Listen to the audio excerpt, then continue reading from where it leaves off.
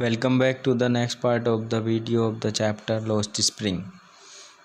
Student, in this passage, in last video, we saw that Savita was a young girl and the narrator is describing about the importance of bangles and the suhag and the marriage veil and a old lady or a woman who was seated beside Savita. Now we are starting with the remaining part. She still has bangles on her wrist. यानी उस महिला के पास उस old women ने भी जो है wrist में अपनी कलाई में चूड़ी पहन रखी थी. But no light in her eyes, लेकिन उसकी आंखों में कोई रोशनी नहीं थी. एक वक्त शेर भर खाना भी नहीं खाया. सी सेज, वो कहती है, in a voice drained of joy. वो एक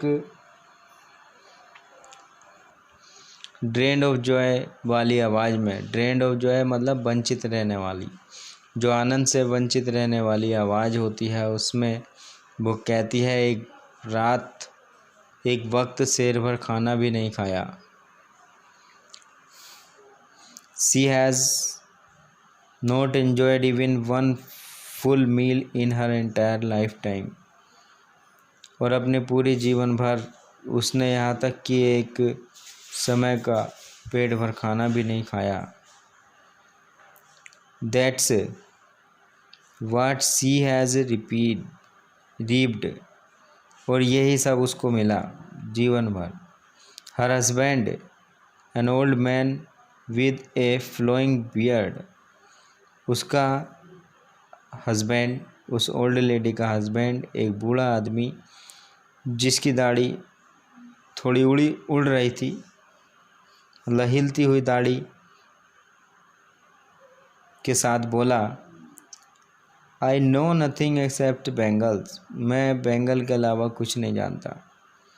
all I have done is make a house for the family to live इन.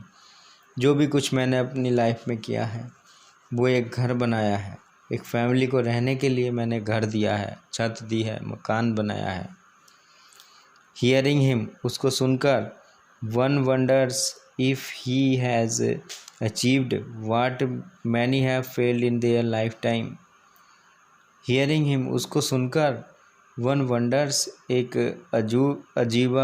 अजीब सी बात होती है कि उसने जो है अपनी लाइफ में कम से कम यहाँ तक तो इतना तो अचीव किया जिसको many failed in their life, जिसको बहुत से लोग अपने जीवन में पूरा भी नहीं कर पाते हैं. He has a roof over his head. उसके सर पर एक छत तो है. The cry of not having money to do anything except carry on the business of making bangles. Not even enough to eat. Rings in every home. The cry of not having money.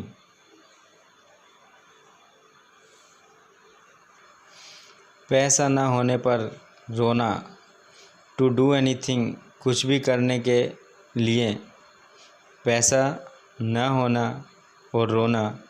Accept crying on the business of making bangle के बनाने के अलावा, bangle बनाने के business के अलावा और किसी चीज़ में के लिए पर्याप्त पैसा ना होना.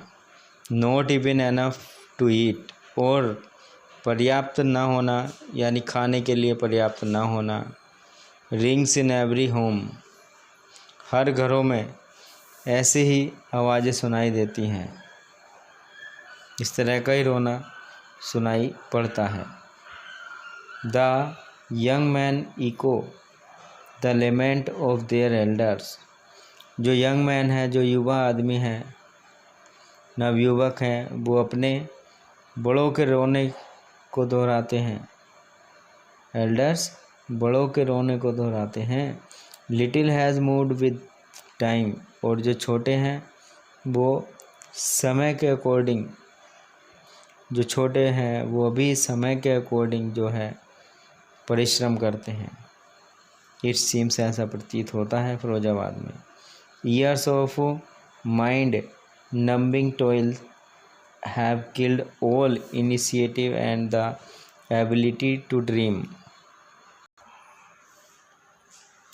ईयर्स ऑफ माइंड नंबिंग यानी मन की स्तब्धता को, वर्षों से मन की स्तब्धता को, टॉयल जो कठिन परिश्रम है, हार्ड वर्क है, हैव किल्ड ऑल इनिशिएटिव उसको जो है मार दिया है, सभी जो परिश्रम है और जो एबिलिटी है सपनों की, यानी सपने देखने की क्षमता और जो इनिशिएटिव है मतलब नेतृत्व करने वाली क्षमता, उस सब क्षमता को जो है उनकी जो परेशानियां हैं उसने मार दिया है। Why not organise your selves into a cooperatives.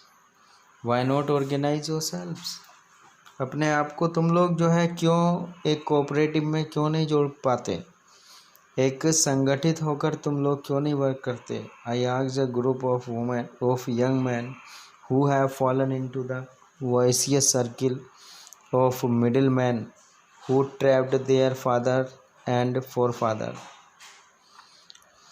यानी नरेटर ने उन लोगों के ग्रुप से पूछा, उन युवाओं के ग्रुप से पूछा, who have fallen into the vicious circle, जो कि vicious circle जो इधर उधर बात करने वाले सर्किल हैं उनमें। So here the vicious circle, vicious circle जो दलालों लोगों का सर्किल है, मिडिल मैन लोगों का, दलालों का सर्किल है, उसमें जो है नरेटर फंस जाता है। Who trapped there for father, जो अपने जो फादर्स हैं, पूर्वज, पिता हैं और पूर्वज हैं, उनके बारे में कहते हैं। Even if we get organised, अगर हम संगठित हो जाएं, we are the ones who will be hold up by the police. अगर हम संगठित हो गए तो हमें पुलिस पकड़ लेगी। बीटन, पीटे जाएंगे, एंड ड्रैग्ड टू जेल, और जेल में डाल दिए जाएंगे। फॉर डूइंग समथिंग इलीगल, यानी किसी चीज़ को, यानी गैर कानूनी रूप से किसी काम को करने के दोषी हम ठहराए जाएंगे। दे से, वो ऐसा कहते हैं। There is no leader among them, उनमें कोई लीडर ही नहीं है। No one who could help them, कोई ऐसा भी नहीं है जो उनकी हेल्प कर सके। सी थिंग्स डिफरेंटली, और जो ऐसा भी कोई नहीं है जो चीज़ों को अलग से देख सके। Their father are as tired as they are, उनके फादर भी ऐसे थके हुए हैं जैसे कि वो हैं। They talk endlessly in a spiral that moves from poverty to apathy to greed and to injustice. They talk endlessly, वो जो है बिना रुके बोलते रहते हैं। इन स्पायरल, एक लटों में। That moves from poverty to apathy, जो गरीबी से बिल्कुल दर्द की ओर पहुंच जाती है ज़िंदगी। टू ग्रीड, लालच की ओर पहुंच जाती है और अन्याय की ओर पहुंच जाती है। ऐसी ज़िंदगी कि वो असहाय ज़िंदगी की ओर वो चलते रहते हैं।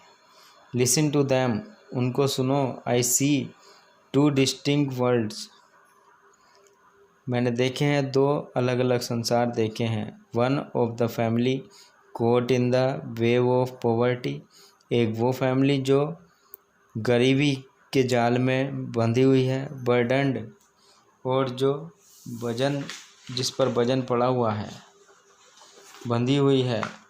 Bye the stigma of caste in which they are born, यानी वो कास्ट के स्टिग्मा ऑफ कास्ट में वो बंधे हुए हैं, यानी कलंक, जो जाति का कलंक उनके ऊपर लगा हुआ है, ऐसे कलंक में वो बंधे हुए हैं जिस जाति में वो पैदा हुए हैं। द अदर्स अ वॉइसियस सर्किल, और एक दूसरे ऐसे लोगों का सर्किल है ऑफ द साहूकार्स, वो साहूकार लोगों का सर्किल है। द मिडिल मैनों का सर्किल है, और द पुलिसमैन का सर्किल है। द कीपर्स ऑफ लॉ, यानी जो वकील हैं, जजेस हैं, उनका सर्किल है। द ब्यूरोक्रेट्स, और जो ब्यूरोक्रेट्स हैं, दूसरों पर शासन करने वाले हैं, दोहरी सत्ता अपनाने वाले हैं, ऐसे लोग हैं। पॉलिटिशियंस हैं। Together they have impose the wage on the child, और साथ साथ मिलकर वो सब जो हैं, जो वजन है वो बच्चों पर थोप देते हैं। That he can not put down, जिसको वो कभी नीचे नहीं उतार पाता। बिफोर ही इज़ अवेयर, इससे पहले कि वो अवेयर हो। He accepts it as naturally as his father, वो उस चीज़ को ऐसे एक्सेप्ट कर लेता है जैसे कि इतना नेचुरली रूप से जैसे कि उसके फादर ने की है। To do anything else would mean to dare, कुछ भी करने के लिए, कुछ भी करने का मतलब है कि हमारे अंदर उत्साह हो, करेज हो। And daring is not part of his growing up, और हिम्मत करना जो है बड़े होने का हिस्सा नहीं है। When I sense a flash of it in Mukesh I am cheered, जब मैंने मुकेश में जो है इस तरह का एक भाव देखा। मुकेश में क्या भाव, कि मैं कार चलाना चाहता हूँ। I want to be a motor mechanic, तो मुझे खुशी हुई। I want to be a motor mechanic, he repeats, वो कहता है, दोबारा से कहता है, मैं एक मोटर मैकेनिक बनना चाहता हूँ। He will go to a garage and learn, वह गैरेज को जाएगा और सीखेगा। But the garage is a long way from his home, I will walk, लेकिन जो गैरेज है उसके घर से काफ़ी दूरी पर है। आई विल वॉक, ही इंसिस्ट्स, वो जोर देकर कहता है कि मैं अवश्य ही जाऊंगा।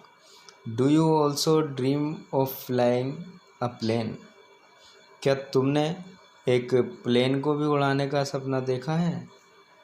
इज़ ही सडनली साइलेंट, वो अचानक शांत हो जाता है। नो, ही सेज, वो कहता नहीं।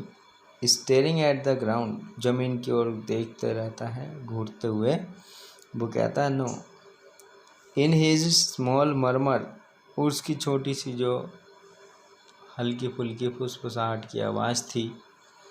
देयर इज़ एन एम्ब्रेसमेंट, उसमें कुछ न कुछ थोड़ा सा जो था दर्द छुपा हुआ था।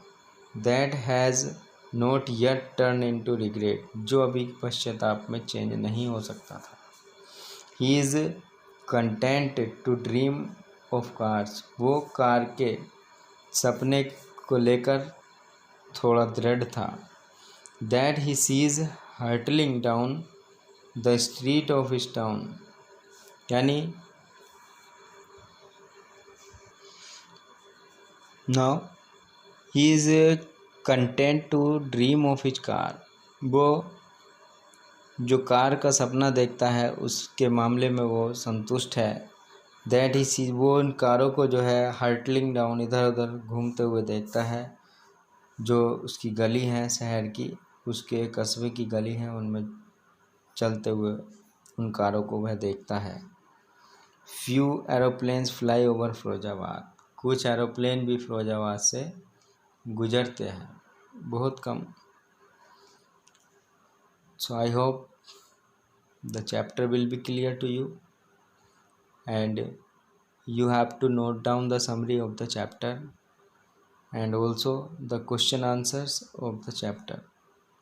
Here are some questions on the basis of understanding the text. Some questions are also on the basis of talking about the text.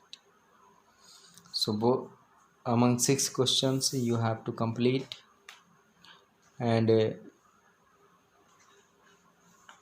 some 3 questions are here on thinking basis. What makes the city of Firozabad famous? Mention the hazards of working in the glass bangles industry. How is Mukesh's attitude to his situation different from that of his family? So these are the very simple kind of question, you can answer them. Now the remaining work of the chapter will be completed by you, like summary and question answers.